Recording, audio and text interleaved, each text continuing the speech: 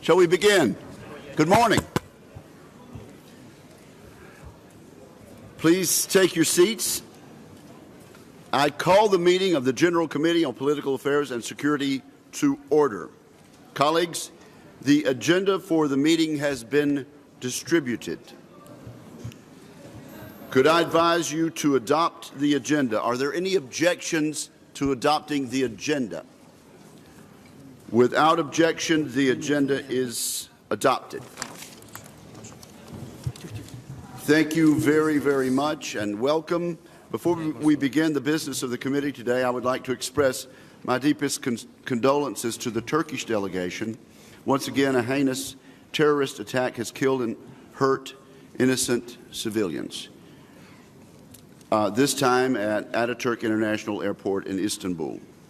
On behalf of the U.S. delegation, and I'm sure on behalf of the entire membership of the PA, I want to assure Turkey, our NATO ally and partner, of our steadfast support in the aftermath of this horrendous event. We mourn the victims and families who lost loved ones.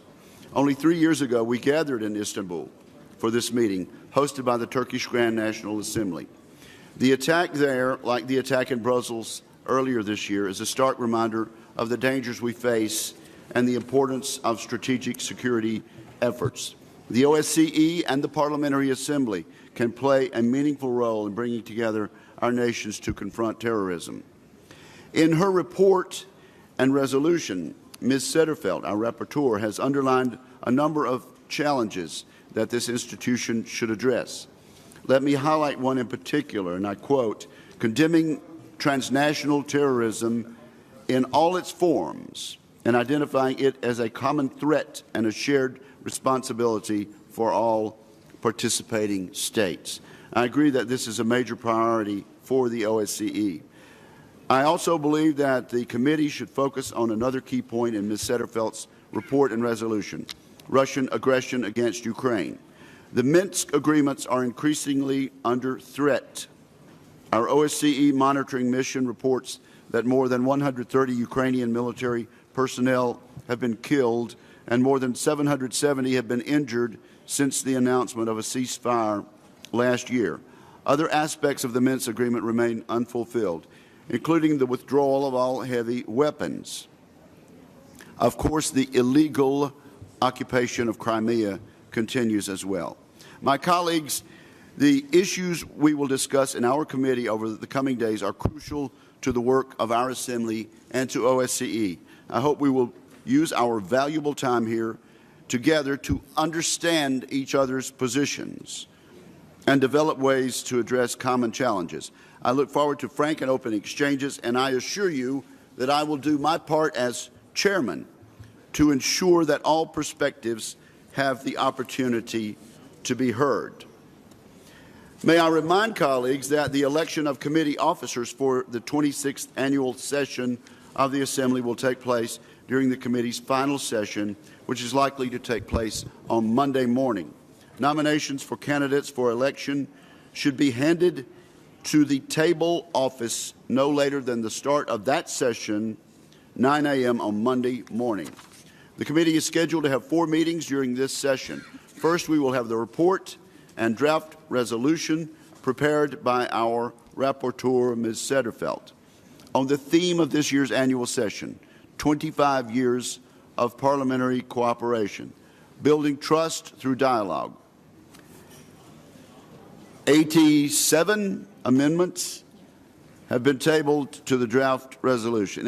In addition, this committee has been tasked by the Standing Committee to debate and consider 6 supplementary items covering the following issues. Draft resolution on possible contributions of the OSCE Parliamentary Assembly to developing effective response to crisis and conflicts, proposed by Ms. Barnett from Germany. Secondly, draft resolution on the conflict in Georgia, proposed by Mr. Uspashvili from Georgia. Third, draft resolution on reconsolidating European security as a common project, proposed by Mr. Lombardi from Switzerland. Number 4, draft resolution on the Republic of Moldova, proposed by Mrs. Dade from Albania. Next, draft resolution on the need to equip passenger aircraft with additional technical means for monitoring conditions on board in real time, proposed by Mr. Kovalev from the Russian Federation. And finally, draft resolution on enhanced cooperation and confidence building measures in the Baltic Sea region, proposed by Mr. Klimke from Germany. 34 amendments have been proposed to these supplementary items. These supplementary items will be considered after we have finished our report and draft resolution. I would now like to give the floor to my friend, the rapporteur of this committee, Ms. Sederfeld, who has worked very hard to present a good draft report and draft resolution as a basis for our work. Ms. Sederfeld, you have the floor. Thanks, Mr. Chair. Dear colleagues, International Secretariat, international guests, and media, I will start my presentation of my report, and I will first send my regrets to what's happened in Istanbul. It's a very tragic incident with a terrorist act, and it underlines the importance of our work, our importance to fight terrorism in all parts. In my report, I have focused on the headline for our summer meeting, 25 years of parliamentarian cooperation, building trust through dialogue. And I will start to give some short remarks on my report. The report and the draft resolution that I have prepared are intended to focus our work as parliamentarians in our capitals and also to provide parliamentary input in the agenda of the OSCE. The resolution is drafted under amendment that you have proposed constitute an essential element for rebuilding trust and promoting stability in the OSCE region. Since so many of our common challenges require real multilateral agreements, we as parliamentarians should work together in overcoming these challenges and work towards our mutual security. My report touches upon 5 main topics, and I will mention them here: transnational terrorism, the crisis in the Russian aggression against Ukraine, the protracted conflicts, women in armed conflicts, and the link between security and democracy. I will start with the first topic, the transnational terrorism. As parliamentarians, we have a key role to play in strengthening international legal frameworks against terrorism by working in our national parliaments to promote universal anti-terrorist conventions and protocol on a national level, and also working to ensure the national legislative initiatives targeting terrorist activities and uphold key OSCE principles, including freedom of expression. And terrorism affects our whole society. No part of the society is free from effect of terrorism, and it's our duties to combat it. And we should use all tools of international agreements and legislation. Terrorist threat is also a reason why people migrate. People try to put themselves and their families in safe places, in safety. And that's also why it's so important for us to work with the root to defend terrorism, because no one should have to flee, to go away to another part of the world just because they are threatened by terrorists. And there is also links between international terrorism and human trafficking, money laundering, and several other illegal activities. By this, I move further on to the Russian aggression on Ukraine. The OSCE responses to the Russian Russian aggressions and illegal annexion of Crimea in and around Ukraine has demonstrated that it possessed the essential instrument for promoting de-escalation and dialogue, recognizing that the achievement of a political solution to the situation is a top priority for the international community. We must continue promoting good governance in Ukraine and building confidence based on the full implementation of the Minsk agreement to prevent that the Russian aggressions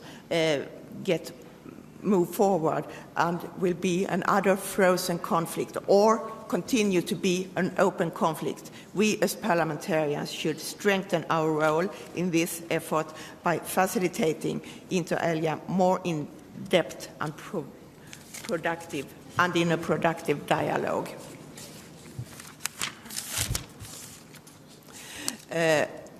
And I must here mention that time has passed, but it's important to not forget. I'm thinking here about the downing of the Malaysian Airlines flight MH17 on 17th of July 2014.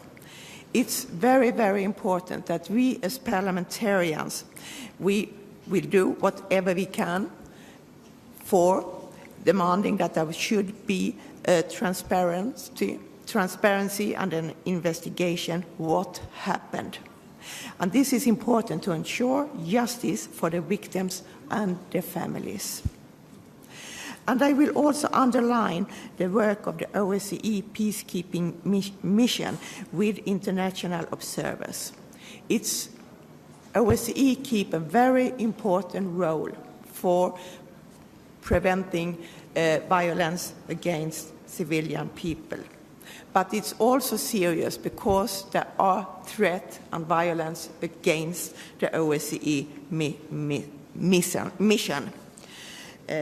And there has to be a stop on the Russian Federation support of weapons and military equipment to the rebels in the southeast region of Ukraine. Just as there has to be a respect on Crimea, on the Ukrainian right. But we can't do this. We can't achieve peace in Ukraine without trust and dialogue. And then I will go further on to the third topic, the protracted conflicts. As outlined in the German OSCE chairmanship, priorities for 2016, the emphasis will lie on protracted conflicts in Moldova and the South Caucasus. The urgency of this matter was recently exemplified by the violation that took place along the line of contact in the Nagorno-Karabakh conflict zone. Therefore, the OSCE should utilize its conflict resolution mechanism to stabilize the situation on the ground and exert more pressure for achieving peace. And in OSCE PA, there have already been done several things. For example, special representative on the South Caucasus have been appointed. But we can do more, and there are also certain supplementary items on this area, and I hope we could move further on. My fourth topic is women in armed conflict. At the Helsinki annual session last year, participating states were encouraged to take effective measures to provide comprehensive security guarantees and humanitarian relief to women in conflict. The OSCE worked to implement UN Resolution 1325 on women, peace and security. And this is we can play a very important and positive role in OSCE by helping to ensure and stress the importance on women involved in all parts of the negotiation process and resolving conflicts. However, the legal framework to advance women's participation in decision-making must continue to be reformed, including by building capacity at national and subnational levels to develop policies to advance women's rights and their participation in the electoral process. And I must also underline, women are half of the population, and women are the most vulnerable people when it comes to armed conflict. Therefore, it's also important that women take part in all parts, because women have other eyes, women have experience, and women can contribute for a long-lasting peace and security, and that's what we fight for and work for here in OSCE. The last topic, the link between security and democracy. And as parliamentarians, we have an important role to play in providing democratic oversight of the security sectors within participating states, as well as on the governmental side of the OSCE. However, we must be honest and acknowledge that there is disproportionate influence wielded in some parliaments by well-financed special interests. Corruption is a major challenge, preventing democratic development, and we need to seek accountability from those who have been implicated. Therefore, the OSCE Parliamentary Assembly should enhance the quality of democratic oversight that will also rebuild trust among participating states in the OSCE area. And one topic that I find very important in this field, Mr. Chair, is the corruption. There are several evidence that corruption affects the whole society. It affects democracy. We have seen, those of us who have been taking part in election mission, where there are problems with the election, where there is lack of transparency. It's very often also that corruption is involved. And I will also underline that corruption is not a question for certain countries. It's an issue for every country, because there is always a risk for corruption. And all politicians, we have a responsibility to be aware of this and to act to defend corruption. And my conclusion here is that we must remember that OSCE is an organization entirely dependent on the political will of its participating states. If all our countries who participate here can agree on fundamental issues and continue to dispute and work forward, we can achieve very important goals for peace and security and stability. The OSCE region, it is actually 1 billion people living in the region, and it's from Vancouver in west to Vladivostok in east. And this shows how important our work is.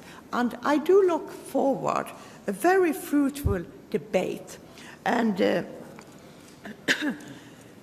I hope that we could move forward with our headline to build trust through dialogue.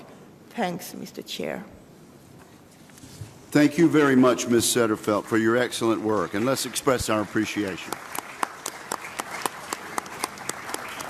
The floor will now be open for debate.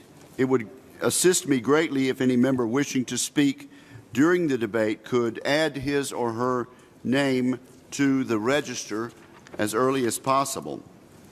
The time limit for speeches is 3 minutes. Depending on the number of members wishing to speak, the chair may reduce the time limit to try to accommodate as many people as possible. I now recognize as our first participant in the debate, Mr. Berthold of Canada. Sir, you are recognized. Merci beaucoup, Monsieur le Président. Je tiens à remercier Mme Sederfeld pour son excellent rapport sur la coopération parlementaire, en particulier pour avoir soulevé la question importante du terrorisme transnational. À l'heure où nous pleurons les victimes d'Istanbul en Turquie, d'Orlando, de Paris d'ailleurs, les victimes des attaques terroristes consternantes et brutales qui ont coûté la vie à tant d'innocents, encore une fois, nous en sommes à nous demander pourquoi. Pourquoi une personne qui profite des bienfaits de vivre dans notre société ouverte, tolérante et riche de promesses nourrit-elle une telle haine? Pourquoi ces terroristes autoproclamés ou organisés veulent-ils détruire non seulement leur propre avenir, mais aussi celui de tant de leurs concitoyens qui ne sont coupables que de vivre et d'aimer pacifiquement? Qui sont ces personnes? Ces personnes souffrent-elles de troubles mentaux? Sont-elles d'une façon ou d'une autre marginalisées? Sont-elles simplement plus vulnérables à la propagande terroriste comme des organisations comme le groupe État islamique, soi-disant État islamique, vomissent dans les médias sociaux? Qui, parmi nos citoyens, passera des idées extrémistes à des actes violents? Le Canada est résolu à trouver des réponses à ces questions afin d'identifier le plus tôt possible les personnes engagées dans cette voie violente pour intervenir efficacement. Nous savons une chose, trop souvent les proches des personnes radicalisées savaient déjà jusqu'à un certain point que quelque chose ne tournait pas rond. On doit outiller les personnes qui connaissent des sujets à risque afin qu'elles soient en mesure de capter les signes et de prendre des mesures.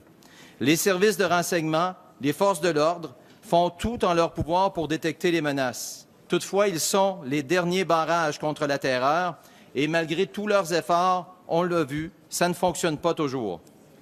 Les amis, les membres de la famille, les enseignants, les professeurs d'enseignement religieux, les travailleurs sociaux sont notre meilleur espoir pour tuer ce fléau dans l'œuf. Sur la scène internationale, le Canada poursuivra ses efforts en vue d'éliminer l'affection qui alimente le terrorisme. On parle de corruption, de financement illicite, prolifération des armes, une gouvernance médiocre et l'absence de protection des droits de la personne et des civils. On doit redonner espoir aux gens qui n'en ont plus. Ensemble, nous, les parlementaires de l'OSCE, nous ne devons pas relâcher nos efforts nationaux et internationaux pour mettre un terme et condamner le terrorisme. Merci beaucoup, Monsieur le Président.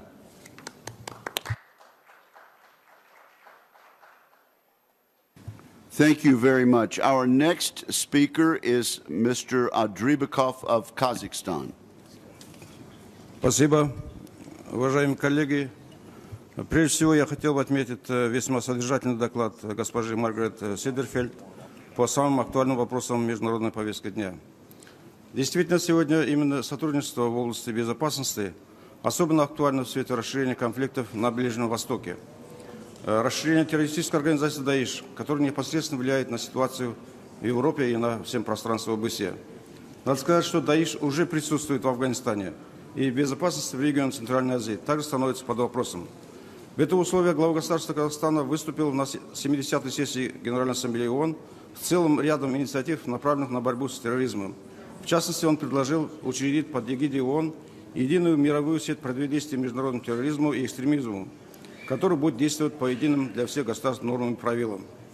Учитывая важность предупреждения и совместных усилий в борьбе с терроризмом, 31 мая текущего года состоялась международная конференция «Религии против терроризма в Астане», где приняли участие представители различных международных организаций, депутаты многих стран и эксперты в данной сфере. Мы благодарны вице-президентам парламентской ассамблеи ОБСЕ госпоже Кристиан Муттенен, господам Ален Нери, Церетели, господин Хатштадт, генеральному секретарю парламентской ассамблеи ОБСЕ господину Роберту Монтелло, а также другим нашим коллегам за активное участие в работе данного форума и их конструктивные выступления и предложения. Здесь необходимо отметить, что принципы, закрепленные в Хельсинском заключительном акте и Парижской хартии, являются основой нашей общей системы европейской безопасности. И если есть какие-то сомнения, мы должны вспомнить декларацию саммита в Астане 2010 года, всего 5-летней давности. Нашим высшим общим приоритетом должна быть работа в направлении реализации этого видения евроатлантического и евразийского сообщества безопасности, который был согласован на основе консенсуса главами наших государств и правительств в Астане. Вместе с тем не были определены конкретные шаги по реализации наследия Астанинского саммита. Считаем, что есть необходимость разработки дорожной карты для выполнения конкретных целей, определенных в ходе саммита в Астане. Этот вопрос больше, чем ОБСЕ. Как правильно отметил господин Сидерфельд, это судьба пространства от Ванкувера до Владивостока. И последнее. Буквально недавно, 27 июня, Подавляющим большинством голосов Казахстан избран непостоянным членом Совета Безопасности ООН на 2017-2018 годы. За нас проголосовало 139 стран. И мы благодарны всем вам за такое высокое доверие. Наша страна приложит все свои усилия, чтобы активно участвовать в обсуждении и решении актуальных вопросов международного сообщества. Спасибо за внимание. Успели, да?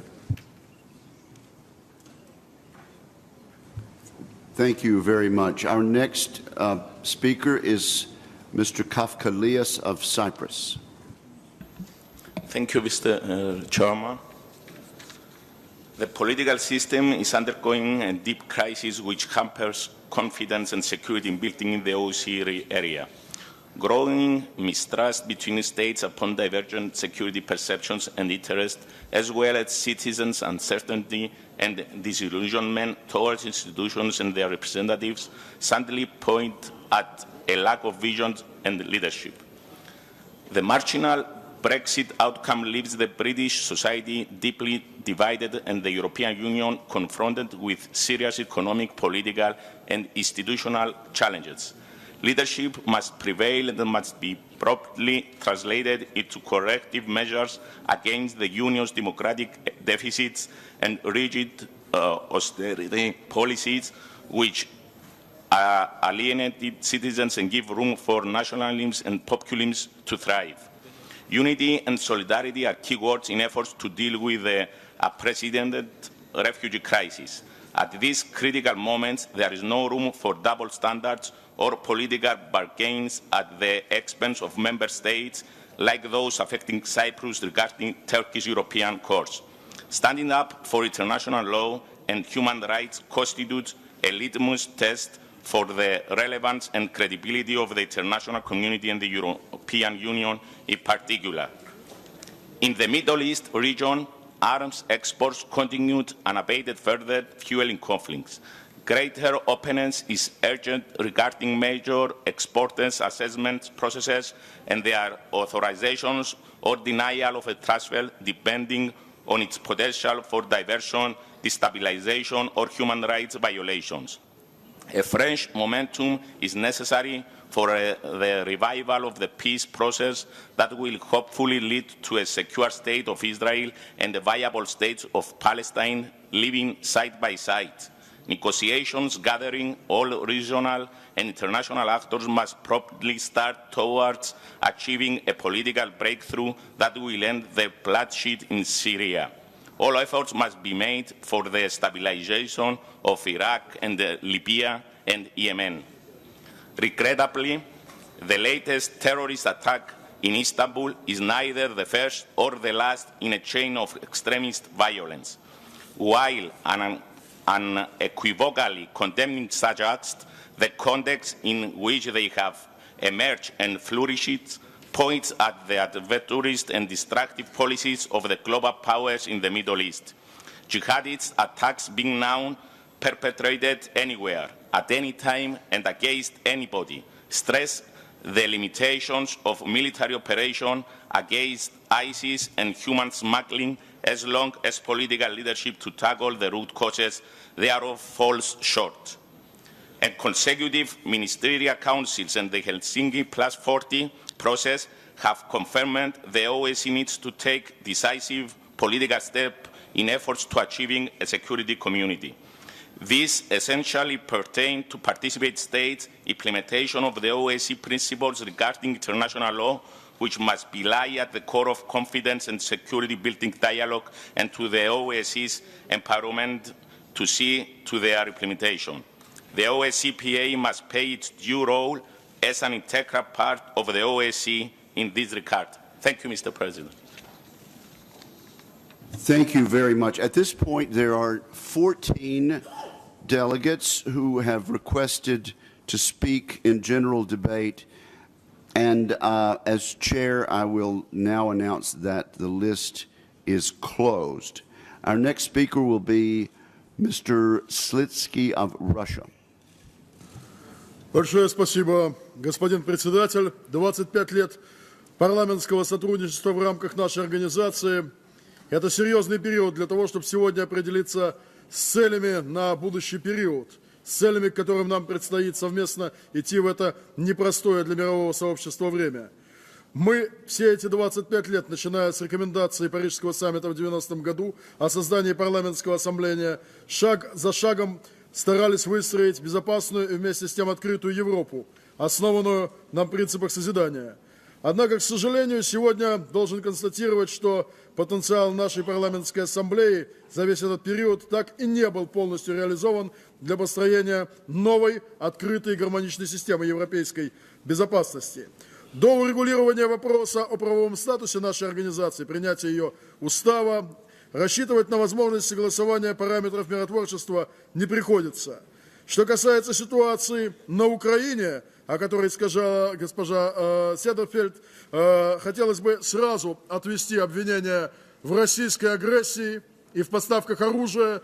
То, что совершенно не соответствует действительности, является компиляцией информации из ряда западных средств массовой информации. Никаких договоренностей о создании новой полицейской миссии миротворческих сил или вооруженного компонента, действующей на Украине специальной миссии ОБСЕ, не принималось ни в контактной группе, ни в нормандском формате, ни в самой нашей организации. Сегодня мы должны обсудить два вопроса. Первый, как улучшить ситуацию на линии соприкосновения, которая разделяет силы ополченцев и украинских силовиков.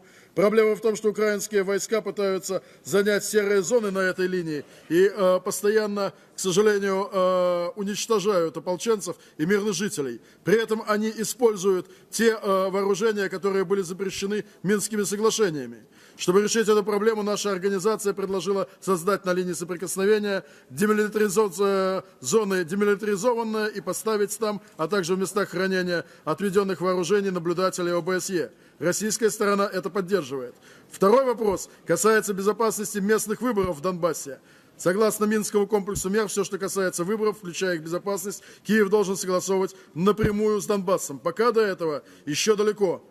И должен сказать, что сегодня мы должны очень серьезно оценить представленный нами доклад. В докладе продолжается откровенная и весьма искусственная маргинализация России и необоснованные обвинения в адрес Москвы, которые поражают нас своей необоснованностью. Эта тенденция по резолюции нашего комитета прослеживается уже практически последние 1,5 года. Учитывая откровенный антироссийский характер предлагаемой резолюции, а также 26 поправок, вброшенные литовской стороной, по сути, взамен отведенного ранее дополнительного пункта, я должен заявить, что в нынешнем виде данный проект резолюции в принципе не заслуживает нашего рассмотрения. Об этом мы можем, так сказать, еще раз откровенно сказать, рассмотрев все позиции данного доклада, и сказать о том, что откровенно антироссийский подход не способствует главным задачам нашей организации и ее парламентской ассамблеи, то есть построению безопасности и сотрудничества и ведения взаимоуважительного диалога на пространстве ОБСЕ без разделительных линий. Вместе с тем я завершаю в части проекта, где речь идет о развитии парламентского сотрудничества, повышении роли представительных органов власти и парламентской дипломатии, необходимости разработки законодательных инициатив по активизации участия государств в обеспечении устойчивого мирового развития. Проект представляется более сбалансированным, но он весьма, еще раз заявляю, далек от совершенства. Спасибо. Thank you, sir. Our next speaker is Mr. Geganian of Armenia. Уважаемый сенатор Уикер, уважаемая госпожа Седерфельд, прежде всего хочу выразить глубокую признательность вам, что представленный вами доклад на наше обсуждение исходит не из интересов здесь сидящих делегаций, а из интересов непосредственно граждан и населения, которые проживают в горячих регионах.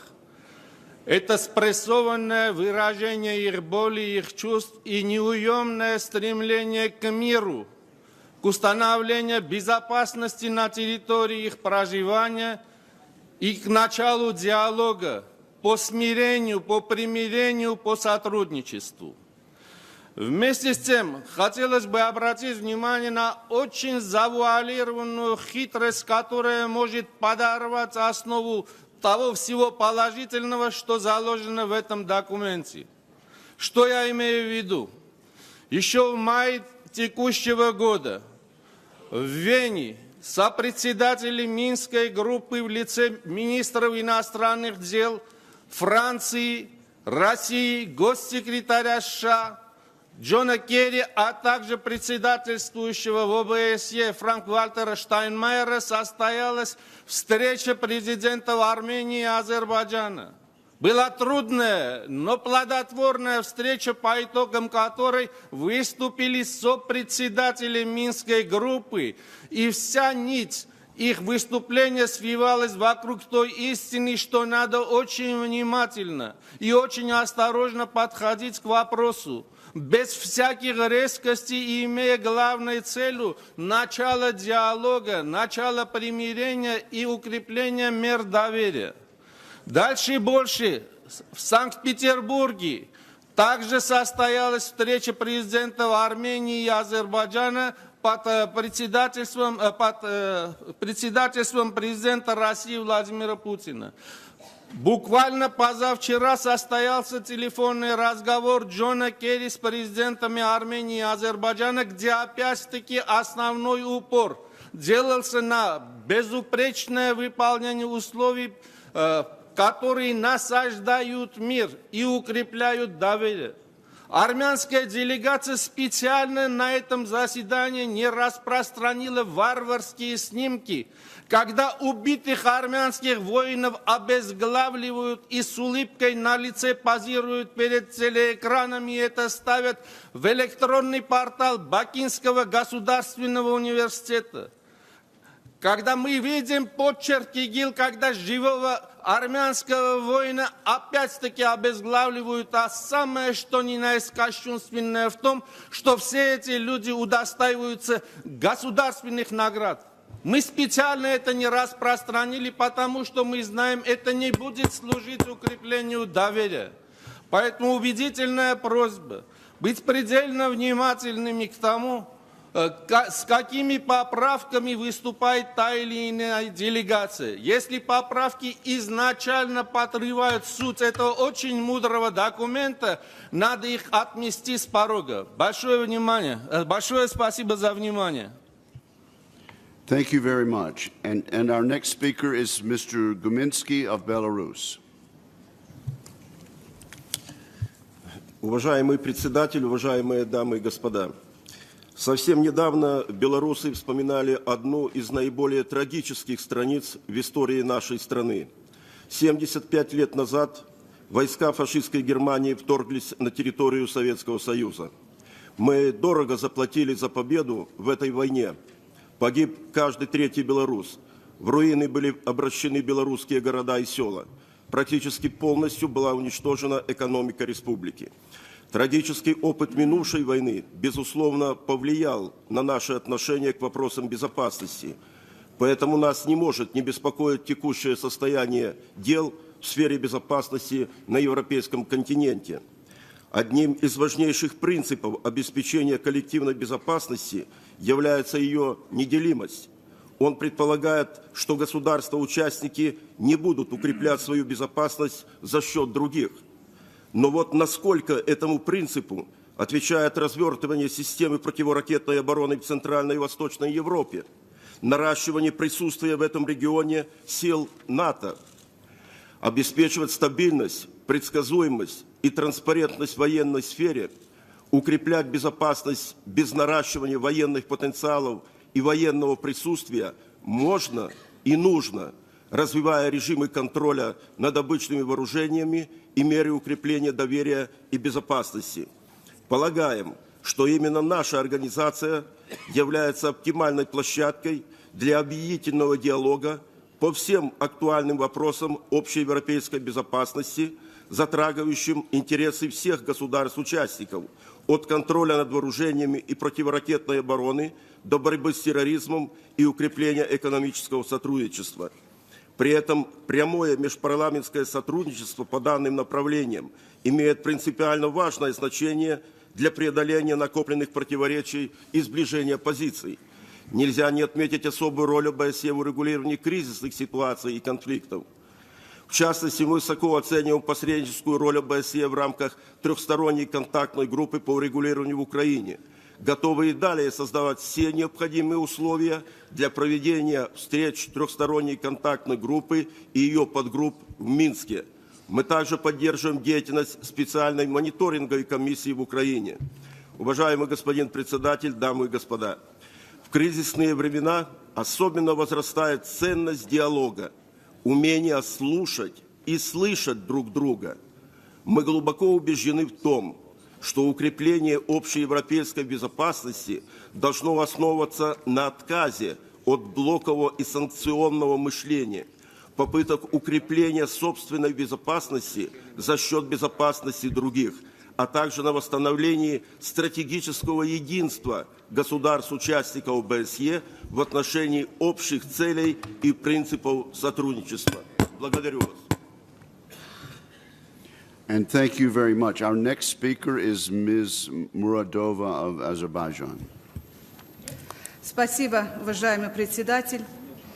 Поскольку идут переговоры, и мы искренне хотим разрешения конфликта, я не буду отвечать воинственным заявлениям моего друга в кавычках. Уважаемый господин Седерфельд, согласна с вами в том, что основанная на общих принципах и ценностях наша организация является особенной и просторной для диалога площадкой. Однако не только диалогом, но и основанной на добросовестном сотрудничестве, серьезной работой, мы можем доказать свою дееспособность себе и окружающим. Стиль доклада и поднятые в нем проблемы очень значимы и важны. Считаю правильным то, что вы привлекаете внимание к ослаблению доверия между государствами, участниками, росту числа вопросов, по которым стало невозможным прийти к консенсусу. Действительно, придется сделать очень многое, чтобы выйти из этого тупика, укрепить объективное и принципиальное сотрудничество. Борьба с насильственным экстремизмом и транснациональным терроризмом должны сыграть роль толчка для ОБСЕ и ее парламентской ассамблеи, приведения и действия их возможностей и механизмов, а также для обеспечения перехода к более оперативным и действенным методам. Это не секрет, что сталкивающиеся с тяжелой судьбой мигранты и беженцы покидают свои дома и направляются в страны региона в поисках более стабильной и безопасной жизни. Став жертвами гуманитарного кризиса, они превращаются в звенья цепи катастрофы, создающей условия для новых вызовов европейской безопасности. Вы правильно упомянули и нарушение принципов Хельсинского заключительного акта в отношении некоторых стран. Однако в процессе подготовки доклада и проекта резолюции осталось без внимания наше обращение к вам по поводу нарушения территориальной целостности Азербайджанской Республики по причине уже почти 25-летней оккупации наших территорий со стороны соседей. К сожалению, не нашла отражения требования по прекращению оккупации в контексте урегулирования и представления затянувшихся конфликтов в регионе ОБСЕ как основной угрозы европейской безопасности. Ярким примером в этом могут служить апрельские события, завершившиеся большим количеством человеческих жертв на оккупированных азербайджанских территориях.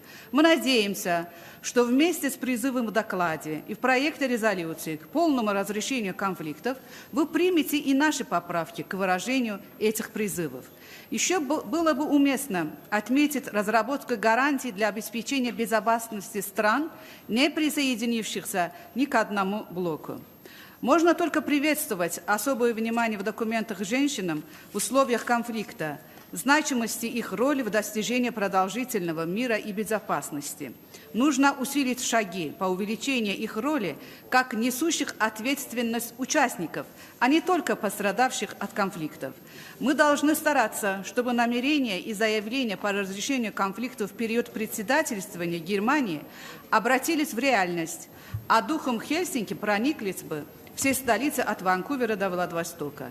Для этого все мы должны соблюдать эти принципы, а также принятые нами в прошлом году резолюцию приверженности хельсинским принципам в межгосударственных отношениях в регионе ОБСЕ. Спасибо за внимание.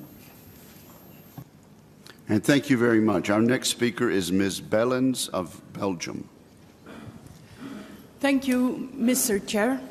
Ladies and gentlemen, dear committee members, One of the challenges we are facing this year within the OSCE is the modernization and adaptation of the Vienna document on confidence and security building measures. Indeed, 5 years have passed since the last adaptation of the document in 2011. Europe needs treaties such as the Vienna document in order to cooperate in mutual confidence and build up a peaceful future for the next generations. Like the official title of the Vienna document states, confidence and security go hand in hand. The spirit of openness and cooperation that was characteristic for the reform of the Vienna document in 2011 touched me. It is a pity that the confidence which existed at that time between the OSCE participant states is now vanishing. Ongoing conflicts, encouraged by tensions that are dating from a long time ago, put in danger the future of our continent. Although I will not underestimate these conflicts, nor the consequences of it for the population that undergoes these tensions, I deplore the lack of sustainable solutions for these conflicts.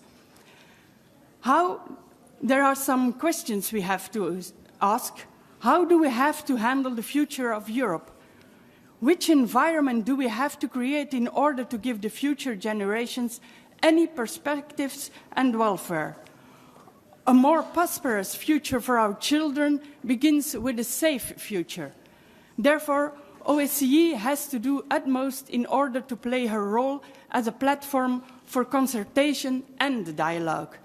Therefore, I urge governments and members of parliaments to create a friendly environment for an open dialogue in order to prepare in mutual confidence between the OSCE participating states a new Vienna document for the next years, so that we have a framework for the security issues of the different participating states to work in an open and transparent atmosphere.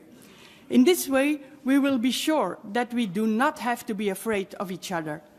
Like that, we will count on each other in order to secure a prosperous future for all OSCE participating states. Ladies and gentlemen, we have to work on this in order to guarantee a peaceful Europe for the next generations. Thank you. Thank you very, very much. Our next speaker is the Vice Chair of this committee, Mr. Guliev of Azerbaijan. Thank you, Mr. Chair. Ladies and gentlemen, first of all, I'd like to thank Madam Rapporteur for her comprehensive report. And I think she did a really good job preparing this important document, and I appreciate her hard work. Now I'd like to point out 3 issues that the report says about. First, about transnational terrorism.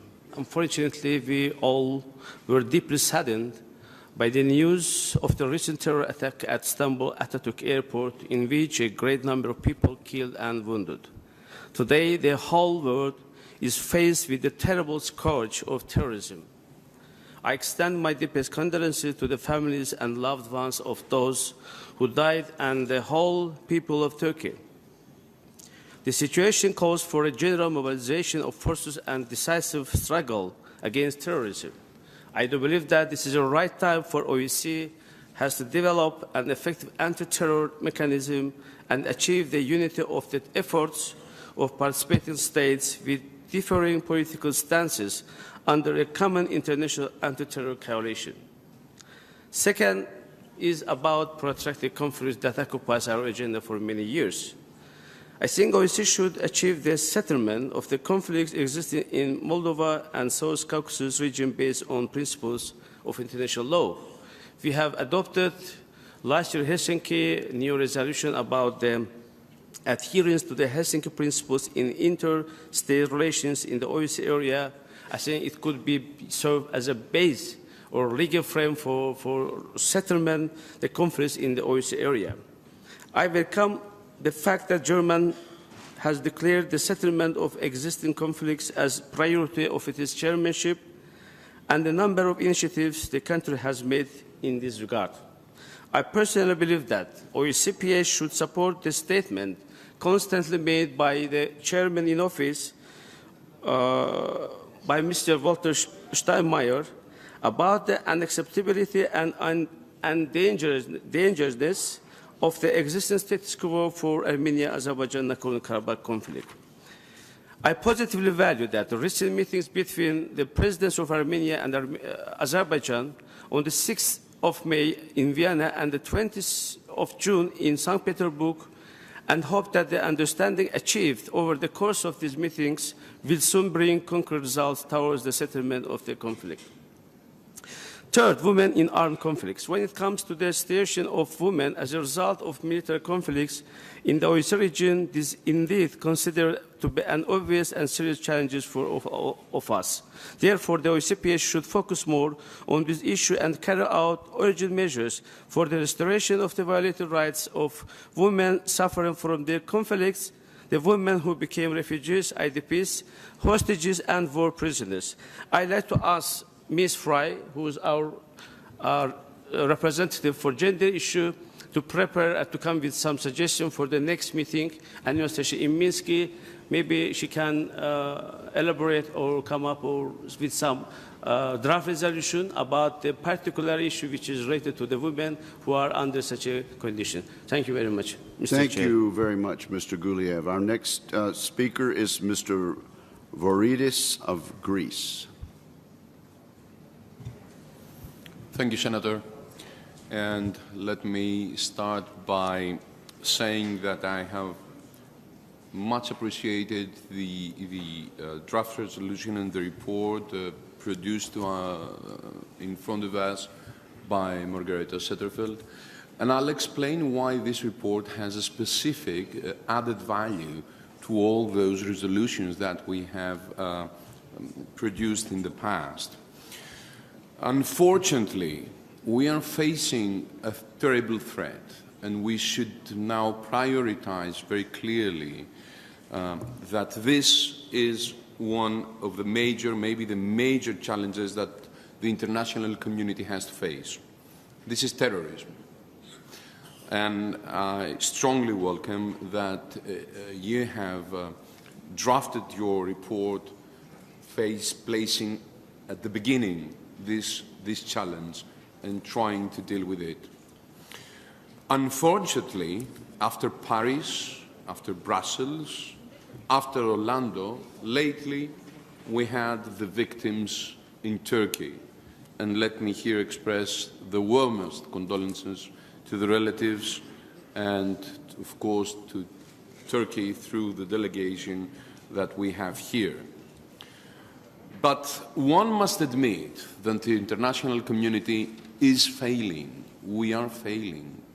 We are failing to secure our people. We are failing to create a safe environment for living, for traveling, for working, to innocent people that they are being massacred by those blind terrorist hits. And the added value here in this report and this resolution is that it does link quite correctly terrorism with one other challenge, which is migration. And it calls for something that we should work more and that demands international cooperation, and that without international cooperation, no national state can deal with it, which is effective border control. I mean, if we don't have effective border control, then it's very clearly that we facilitate the terrorists in what they are planning, in what they want to do. So we need cooperation at all levels. We need effective border control, we need exchange of information, we need our police and security forces to work together, we need the services of information to be exchanged and be constantly working, and at the end of the day, we will be judged as an international community by the effectiveness, by our capability to create a safe environment for our people. We've been watching for too long the atrocities of ISIS. We've been watching for too long people being decapitated, tortured, women being enslaved, raped, the destruction of monuments. We've been watching that quite passively, I must say, for too long. And this is time for action. I understand that the danger is, and the fear is, that then the battle, the war, this kind of war, is going to be moved from Syria or to other places to our capitals. But I must say that this has happened already, that this has been done. So thank you for this report. Thank you for raising the awareness, and I hope that we can all work together to effectively deal with this huge challenge for our people. Thank you, Mr. Voridis. Now I'd like to give the floor to Ms. Fry of Canada, to Buridi Mr. Hassanov of Azerbaijan. Please, Ms. Fry, you have the floor.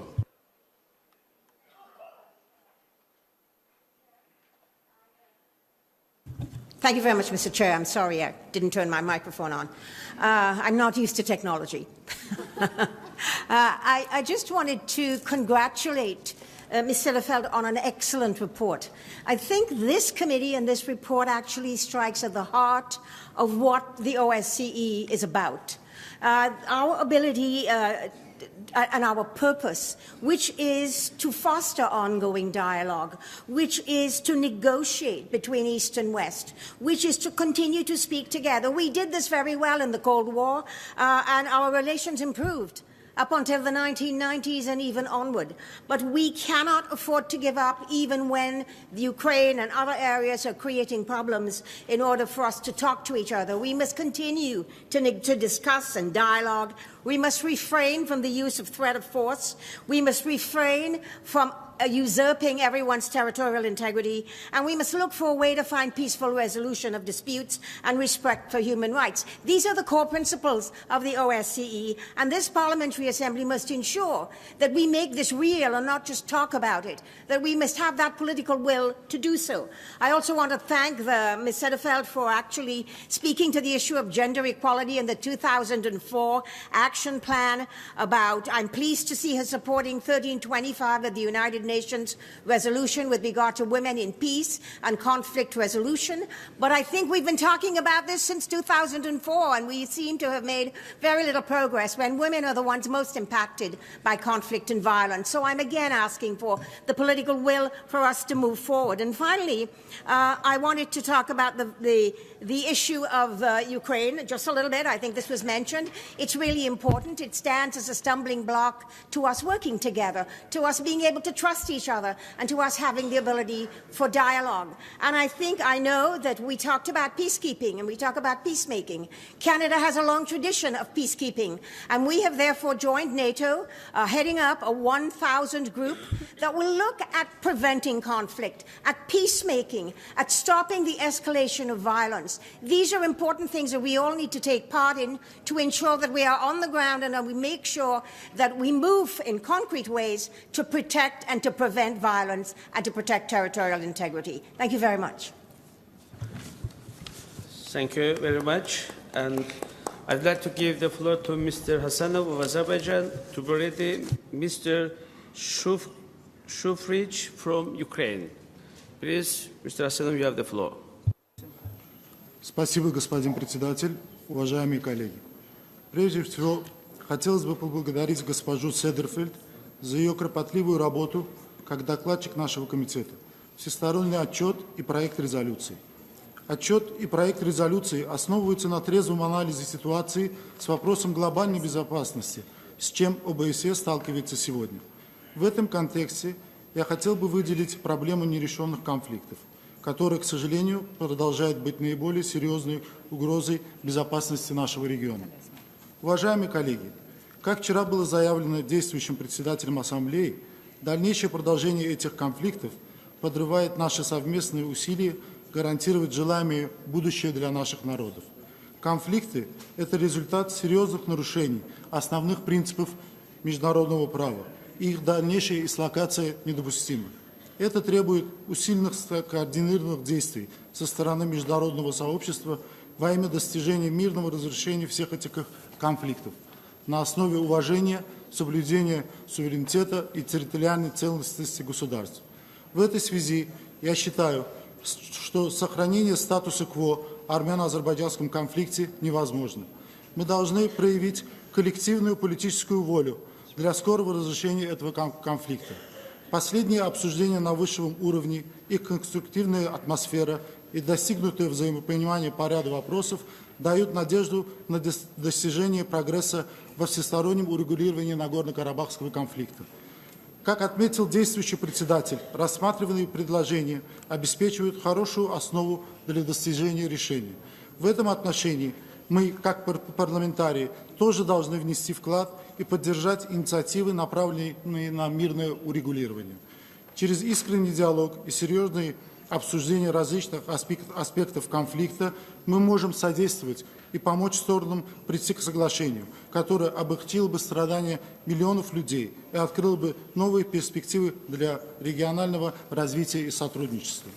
Именно в этом контексте хотелось бы, чтобы все мои коллеги в комитете уделили высокое значение важности разрешения нерешенных конфликтов и исследовали пути к их скорейшему урегулированию. Благодарю за внимание. Thank you very much. Now I'd like to give the floor to Mr. Shufrich of Ukraine, to be ready, Alain of France. Спасибо, господин председательствующий. Я хотел бы поблагодарить госпожу Седерфельд за очень интересный доклад, за ту работу, которую она провела. И не могу не отметить, что в докладе 7 пунктов касается в большей или меньшей степени вопроса разрешения конфликта и его последствий в Украине. И это понятно. Сегодня многие выступающие определили именно Минскую площадку как дорожную карту для разрешения конфликта на Донбассе, а значит развязание целого ряда проблем, с которыми сегодня столкнулись в Европе и далеко за ее пределами. Не могу не отметить слова нашего председателя, сенатора Викера, который сказал, что Минские соглашения под угрозой.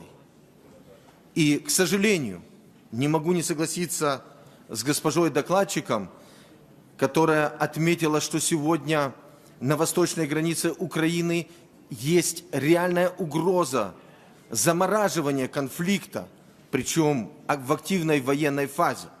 И это, к сожалению, тоже правда.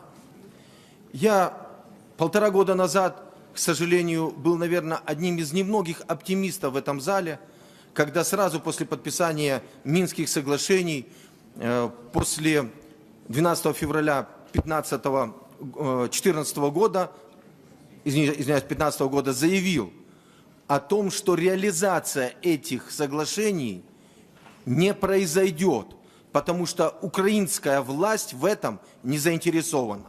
Не заинтересована по 3 причинам. Первое.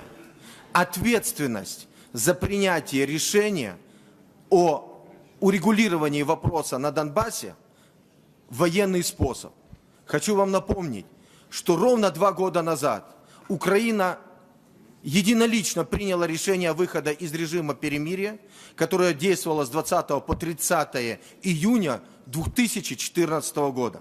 И я имел честь организовать первую встречу, быть в рабочей группе, которая организовала первую встречу контактной группы ОБСЕ Украины и России с представителями Донбасса. На тот момент, хочу напомнить, к сожалению, погибло 74 человека. Экономика Украины работала в нормальном штатном режиме. Гривна была в 3 раза дороже, чем сейчас. Сегодня, после, подчеркиваю, единоличного решения президента Украины решить этот вопрос в военный способ, несмотря на призыв Штайнмайера ровно 2 июля 2014 года сесть за стол переговоров именно в Минске, украинская власть решила воевать. Десятки тысяч погибших, разрушенная экономика, втянутая Европа и другие страны за пределами Европы в разрешении этого конфликта. Извиняюсь, буквально 1 минуту. Вторая причина – это пиар. Сегодня украинская власть пиарится на военном конфликте и этим оправдывает 6-кратное обнищание украинцев. Средняя зарплата 2,5 года назад была почти $600, сегодня менее $200. И это, к сожалению, правда. И, как это ни странно будет, есть третья причина.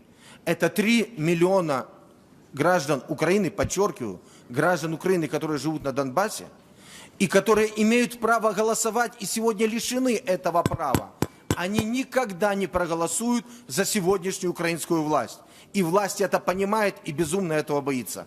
Ответственность за принятое решение и развязание военного конфликта. Украинская власть имела возможность урегулировать этот конфликт способом переговоров и договоренностей. Я хочу, чтобы мы все объединились для того, чтобы Минские соглашения были реализованы. Но поверьте мне, я это говорил 1,5 года и говорю сегодня, украинская власть это не сделает. Спасибо за внимание. Thank you very much. We have 4 additional speakers, and if members will stay within their time frames, perhaps we'll be able to dispense with some amendments this morning before we're required to close this session and resume tomorrow. I next recognize Mr. Neri of France. Merci, Monsieur le Président. Tout d'abord, je voudrais remercier Madame Margaret Sederfeld pour son excellent rapport qui traite des problèmes les plus urgents que nous ayons à vivre aujourd'hui. Madame Sederfeld nous fait un rapport qui, effectivement, met en perspective notre besoin d'action face à ces drames que nous vivons. D'abord, avant tout, le terrorisme. Et je voudrais, moi aussi, présenter mes condoléances à la Turquie et à son peuple, frappé d'une façon lâche et aveugle, comme l'ont été précédemment la Belgique, mais aussi la France, sans oublier cette longue liste qui va de la Suède au Danemark en passant par la Grande-Bretagne. Et aujourd'hui, nous avons la preuve qu'aucun pays, aucun peuple peut se dire préservé du terrorisme. Aussi, je crois que nous sommes confrontés à un défi tragique et nous devons, face à ce défi tragique, être tous ensemble, debout, rassemblés et unis. Rassemblés et unis au-delà de nos différences. Car lorsqu'on est unis, ça ne veut pas dire qu'on est uniforme. Au contraire, être unis, c'est se nourrir des différences des uns et des autres pour s'enrichir. Nous devons, face à ce terrorisme aveugle, qui se dit un terrorisme religieux, mais qui n'a rien à voir avec la religion est pour eux un alibi. Il leur permet de vouloir éradiquer la liberté de penser, les droits de l'homme, qui sont la fondation même de notre OSCE. Je pense qu'il est urgent que nous sachions nous réunir pour éradiquer ce fléau du XXIe siècle qu'est le terrorisme, comme nous avons su nous rassembler pour éradiquer la barbarie nazie avec le rassemblement de toutes les démocraties, de tous les peuples d'Europe, mais après avec l'appui des États-Unis d'Amérique, avec l'appui de l'Union soviétique, nous avons su effectivement éradiquer la barbarie nazie et rétablir la démocratie, la liberté et les droits de l'homme. Mesdames et messieurs, mes chers collègues, je crois qu'il est urgent, pour arriver à nos fins, de développer le dialogue. C'est par le dialogue que nous arriverons à dégager des lignes d'action communes. Nous devons réfléchir, mais nous devons, au-delà de la réflexion, engager des actions. Car le terrorisme, c'est aussi la crise des migrants, parce que ceux qui sont frappés dans leur liberté d'expression, dans leur liberté et leur sécurité, sont obligés de fuir leur pays. Et c'est l'occasion, pour certains sans foi ni loi, de les exploiter. Ils exploitent la misère culturelle, ils exploitent la misère matérielle, et ils exploitent particulièrement les plus fragiles et les plus faibles. Nous avons pu le constater à travers la mission migrants que nous avons mis en place lors d'un déplacement à Calais Nous pourrons le constater lorsque nous irons en Grèce, nous pourrons le constater lorsque nous irons en déplacement en Turquie. Aucune partie du monde n'est préservée face à ce fléau. J'appelle au rassemblement de l'ensemble de ceux qui sont pour la liberté de penser, la liberté de croire ou de ne pas croire. En un mot, nous sommes pour les droits de l'homme qui sont le fondement de l'OSCE. C'est aujourd'hui la mission prioritaire de rassemblement pour défendre le droit de penser librement. Thank you very much. The chair now recognizes Mr. Popov of Ukraine. Dear colleagues, first of all, I would like to thank OSCE for all the efforts for peace process in my country. Special thanks for special monitoring mission observers which work hard and professionally. I would like to tell that Ukraine provides all support and full access for these observers. Yesterday, Minister Steinmeier told about shooting 2 observers. But who did it? Shooting was organized by terrorists from occupied territories, sponsored by Russian government. From our side, Ukrainian army has very strong order to keep ceasefire.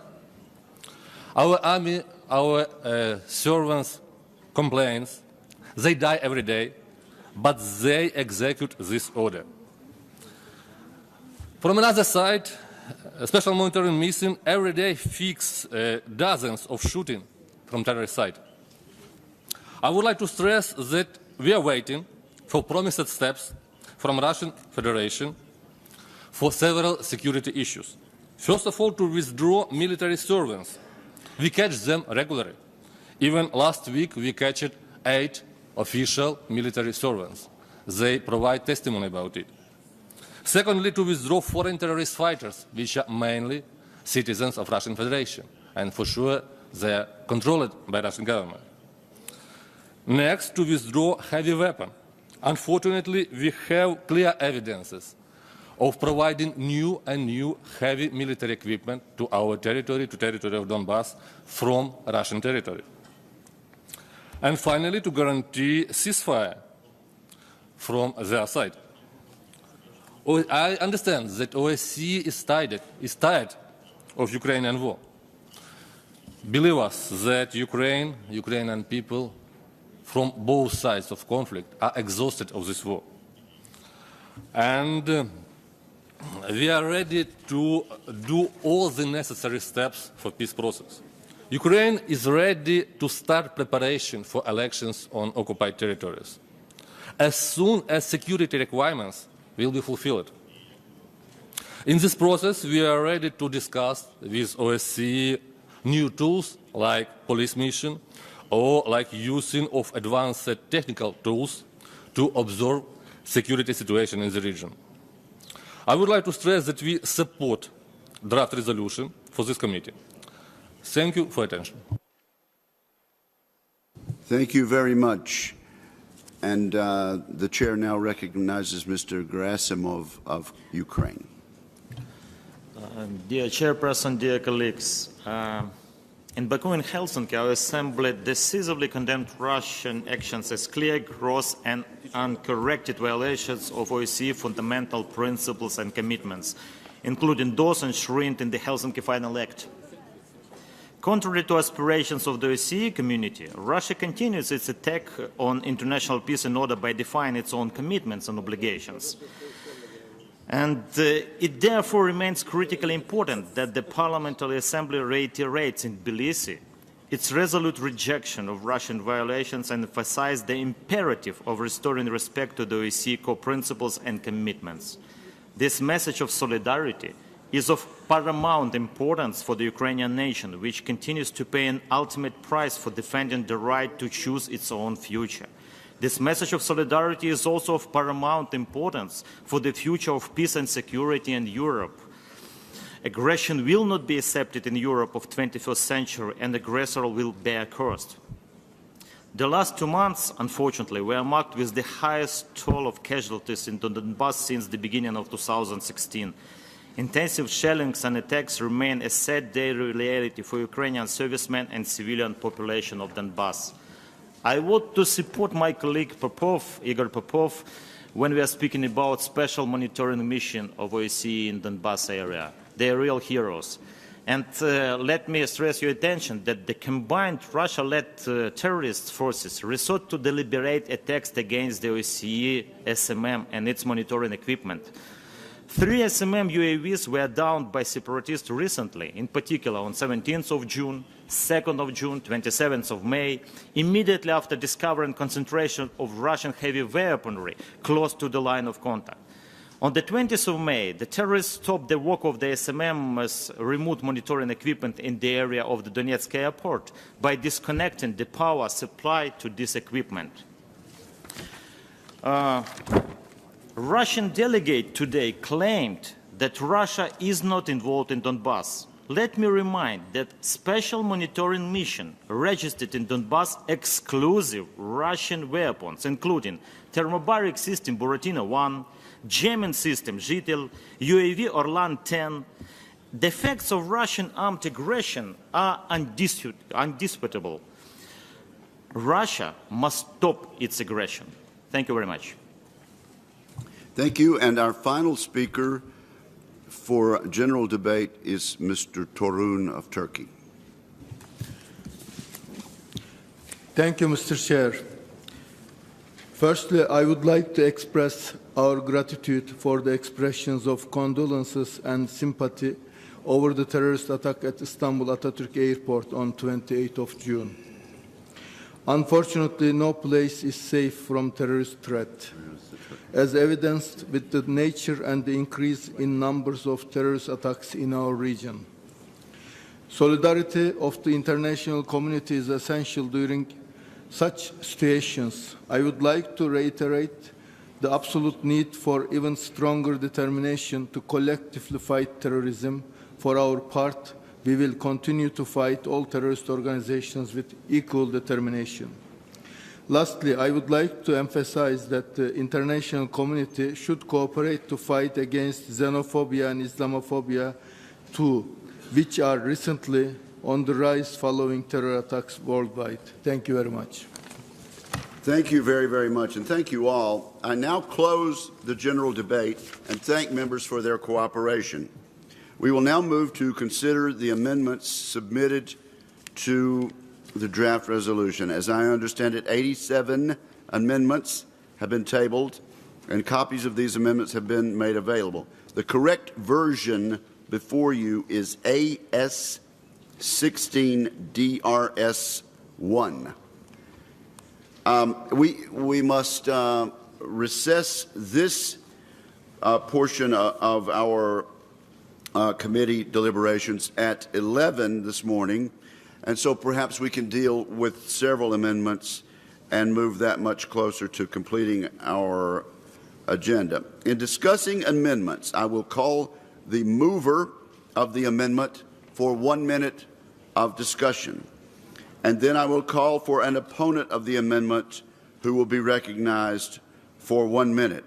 My colleagues, the Deputy Secretary General and the Procedural Advisor, will assist me in identifying the person seeking to speak in opposition. I will then ask the sponsor of the draft resolution, Ms. Sederfeld, for her opinion.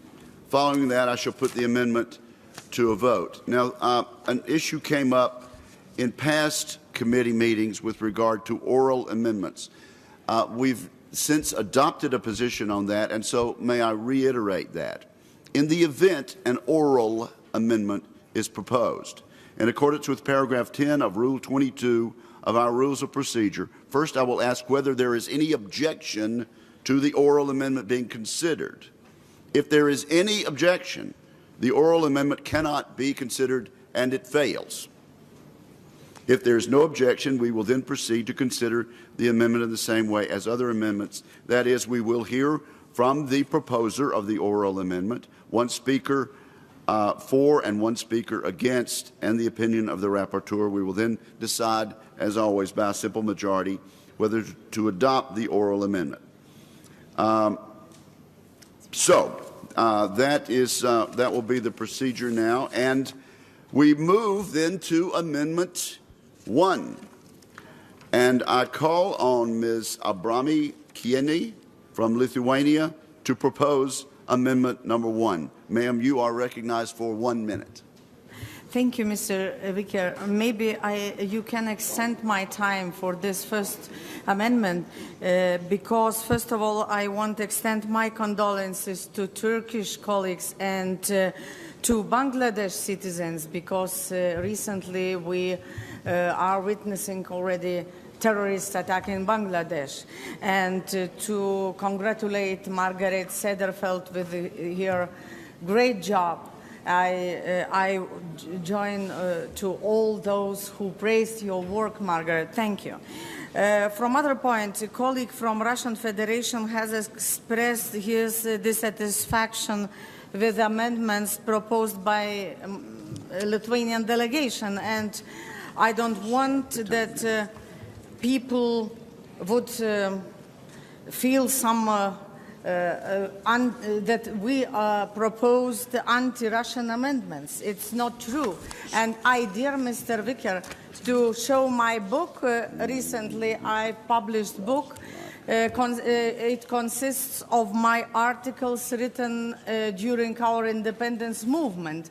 You would be surprised how friendly they are towards Russia, towards Yeltsin's Russia, towards Russia, which was very active at that time by promoting democratic values.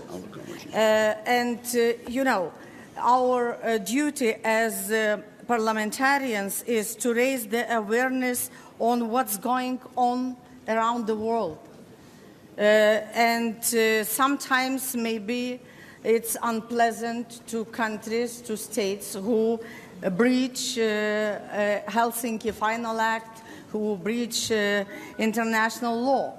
But we cannot lie. This is why we propose this amendments, because we must give exact assessment of the situation. First amendment speaks about worst crisis in European security since the end of the Cold War, prompted by the aggression of one participating state against another, nothing else. I think it's obvious, and I would ask Madam Rapporteur to agree. Excuse me for such a long explanation. Thank you, ma'am. Does anyone wish to speak against amendment number 1? No one seeks recognition. What is the opinion of Mrs. Sederfeld with regard to the amendment? Thanks, Mr. Chair. I believe that Ms. Alkanait have written a very important paragraph according to all our debates here, the start of our debate. But I would also just mention for you, think about what's happened in Balkan. It's not so long time ago, but if you remember, there were a lot of crime against the people. There is still a trial going on in ICC to find who is guilty. It's a danger to say that this is the worst crisis. It's a crisis. I agree totally on that. And it's very, very serious. It's just that if we put here the word that this is the worst one, we do also not recognize the crises that have happened in other countries like Balkans. So I agree in some part, but I don't agree because we must also be aware of other countries, what have happened since the Cold War. Thanks, Mr. Chair. All right, thank you, Madam Rapporteur. We are now ready to vote. Does everyone have the voting card? We will vote with voting cards. Are you ready to vote? All of those in favor of amendment number 1, raise the voting card.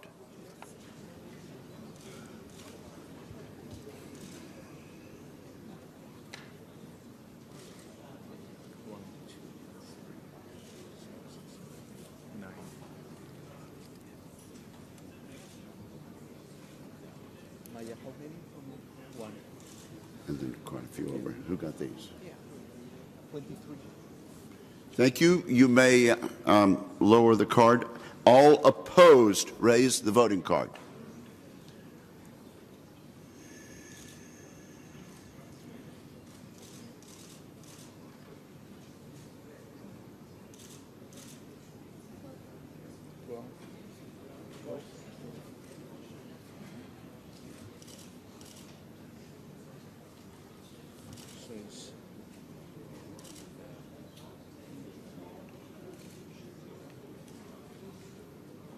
And the amendment is adopted. We will now move to amendment number 2. And once again, I recognize Ms. Abramani Kieni of Lithuania. Oh, I'm sorry. Abstentions? Yes.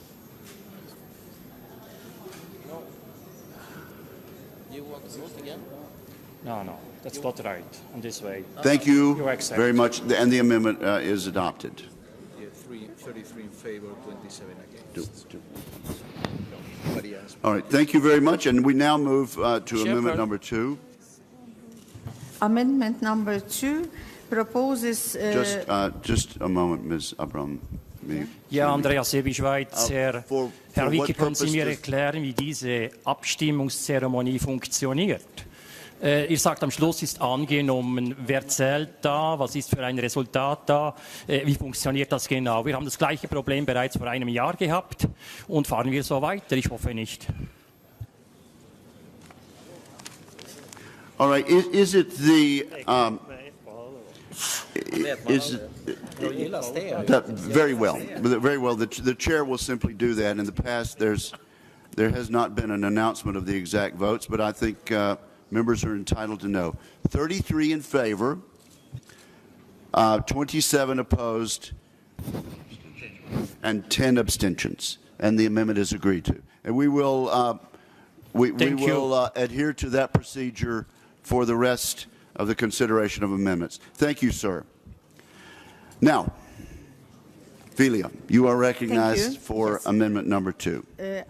I propose in paragraph 4, after the words 3 dimensions of security, insert the following, and resolution of conflicts, because we all want that conflicts would be resolved. So this is why I propose this amendment. And would someone like to be recognized to speak against the amendment? Anyone want to be recognized? Seeing no one, we'll move to the opinion of the rapporteur. Thanks, Mr. Chair. I'm in favor of the paragraph. It adds position to the resolution. Thanks, Mr. Chair. Okay, we've heard from the mover and the rapporteur. Are you ready to vote? All in favor of the amendment, please raise your voting card.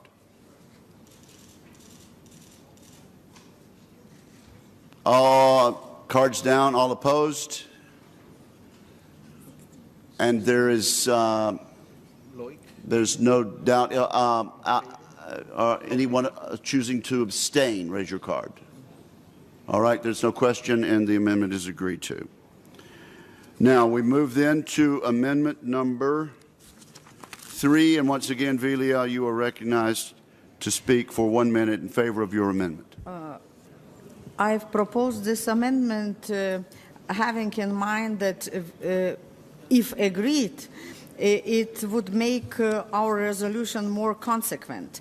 It emphasizes the significant role of the OSCE as a regional security organization under Chapter 8 of the Charter of the United Nations in contributing to international peace and security and so on.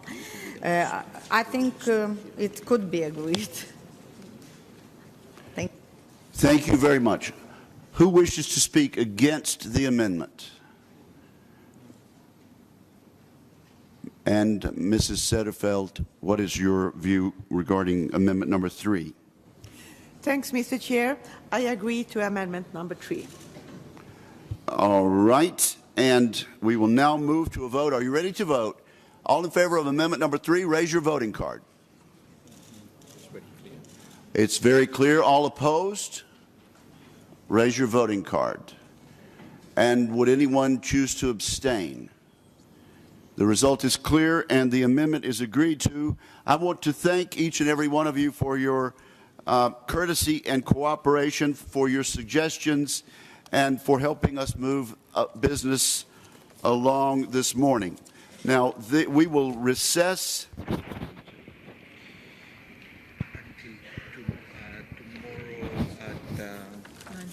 until tomorrow at 9:30. Where will the meeting be held?